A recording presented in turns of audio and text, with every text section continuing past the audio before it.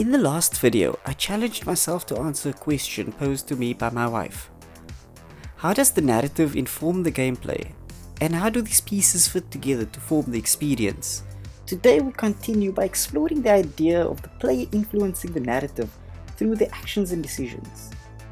I'm that Nomad Shad, and this is the world of the Emergent Narrative.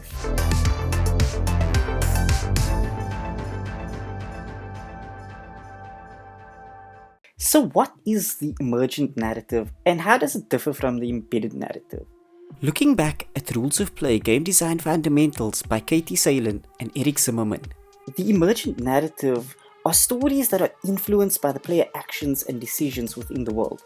Simply put, gameplay informs the narrative. This is probably the broadest form of narrative style found in gaming, so I'm going to attempt to break it down into two subgenres, loosely based on how gameplay affects the narrative. First up, we have interactive dramas. These are, interactive dramas. Playable stories, if you will.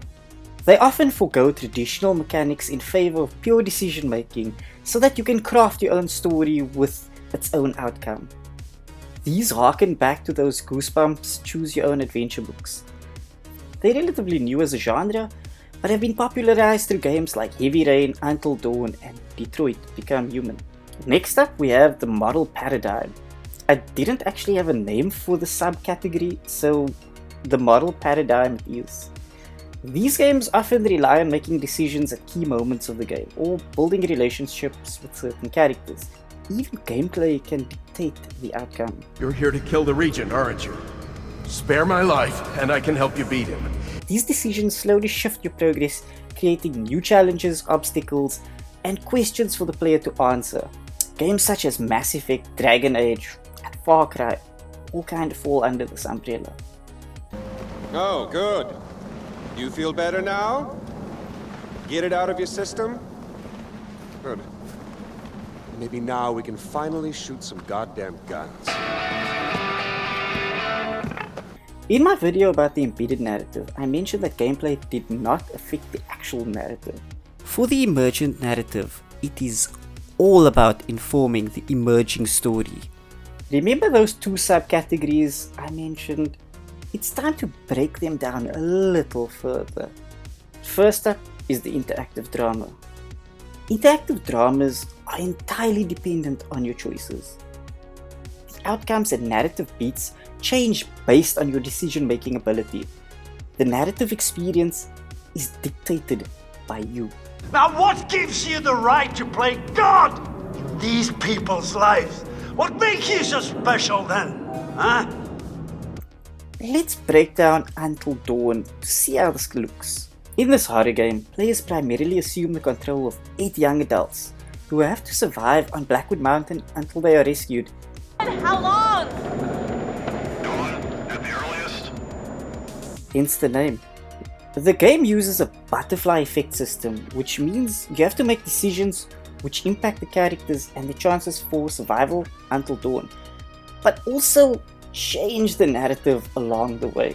These decisions come in the form of QTEs, or quick time events, giving the player only a few seconds to make a decision with little time to think about the consequences. And sometimes those consequences will only show up further on down the line. All you have to go on is your instincts in that moment, genre tropes, and hoping for the best. For those interested, this is what the decision tree looks like, with each decision creating slight deviations in the narrative. This leads to one of 6 potential endings, with the player being unaware of which path they're on. These decisions can seem as innocuous as being nice to animals or calling out a fellow character for some dubious activities, but they hold massive repercussions later on in the story.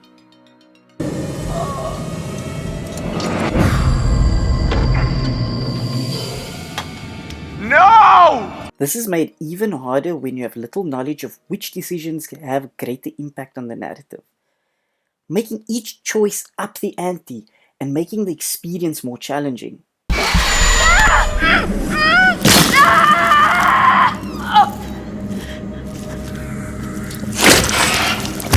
The model paradigm is arguably the biggest subcategory within this genre. This is the oldest form of emergent narrative. These started with simple decisions dictating a good or bad ending, and evolved into more complex relationship building and or making complex moral decisions. When we were kids, we were all scared of Granny Rags. Thought she was a terrible witch. Then we grew up and figured she was just a sad old lady. We were right the first time. This subgenre can be further broken down into even more subgenres, but for the sake of simplicity, I'm gonna choose a game whose gameplay dictates the outcome of the game. For this we'll choose Dishonored. The game is set in the plague-ridden industrial city of Dunwall and follows Corvo Attano, the bodyguard of the Empress. Due to political corruption, the Empress is murdered and Corvo takes the fall. No one will ever know the truth. Surprise, surprise. He swears to save Empress Caldwin's daughter and take revenge on those responsible, but not before the outsider, an otherworldly being, deity, spirit, imprints his mark on you. Standard revenge plot stuff. These forces will serve your will. Dishonored throws a spanner in the works by introducing a chaos system. As an assassin with an array of otherworldly powers, you should take down your enemies in silence. This isn't a necessity. I mean, who's going to stop the masked assassin with the ability to teleport, bend time, and possess the enemies? I know Corvo's coming for me, just like he came for the others. However, this has a huge impact on the game's ending. Spoilers ahead. The game also hinges on Corvo saving Emily. Low chaos brings about the golden age for Dunwall, with Emily on the throne, the plague overcome, and Corvo living to a ripe old age. High chaos results in Emily ascending to the throne, but Dunwall being overrun by the plague and a bunch of political corruption still continuing. For total chaos, Emily is dead and Dunwall falls to ruin, and Corvo leaves to leave the city to rot. The game even gives subtle hints to the fate of Dunwall through its clever design. A low chaos playthrough leads to fewer guards in later missions, a general decrease in the rat and weeper population, and a positive reaction from Emily. While a high chaos playthrough flips all of these on its head, making the entirety of Dunwall feel more hostile. The others are all dead, aren't they? That's alright, because I was going to have them killed anyway. Jesus Christ! After hearing me ramble about the different subtypes within the emergent narrative, I'm sure you've noticed the common thread. Gameplay decisions change the narrative.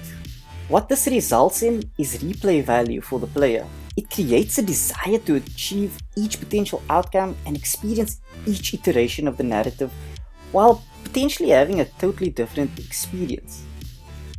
You want to challenge yourself to try different playstyles or make more complex decisions. What this means is the game offers a variety of ways to experience the narrative. And this is where games can catch you off guard. I can't say that you're being particularly honest in the way you're playing. There's a great saying that failing to plan is planning to fail. So when I enter a game of this nature, I try to get the best possible outcome off the bat. Subversion has become a popular trope in modern media. It's a powerful tool to break preconceived genre norms. The death of Ed Stark in Game of Thrones and Thanos' victory at the end of Infinity War are just two examples. Developers use this knowledge against the players in two ways: subversive narrative and subversive gameplay. As always, more spoilers for Until Dawn up ahead. In Chapter 6, Chris and Ashley are placed in a Saw-esque trap of the Psycho, the main villain. As the saw blades descend on the two, Chris is given the choice to kill himself or kill his crush, Ashley. And this plays into one of many horror tropes: the final girl and the hunter. The final girl being the more chaste woman who survives the ordeal, and the hunter being the guy who swoops in to save her, even if they have to sacrifice themselves. See where I'm going with this? This is where I break from subversive narrative to look at subversive gameplay. Okay. Until Dawn is built around these quick time events, with the wrong choice potentially setting you back or being fatal for the characters. You have to decide quickly between these two options, but these aren't the only two options. If you don't choose between the two, it will actually result in the best possible outcome, because you're not given the visual cue, and you may draw on your prior knowledge of the horror genre. Help? Along with the other poor choices you may have made along the way. You make a decision based on what appears to be your only choices in that given moment. Until Dawn isn't the only example, with many titles subverting narrative tropes or subverting gameplay in some way. What these subversions do, if successful, is deepen the curiosity for the world that the player inhabits. It makes the narrative feel less predictable because you feel the need to explore and find potential clues that could optimize your playthrough, making the game feel more immersive. The broad scope of the Emergent Narrative could have us here until the end of time.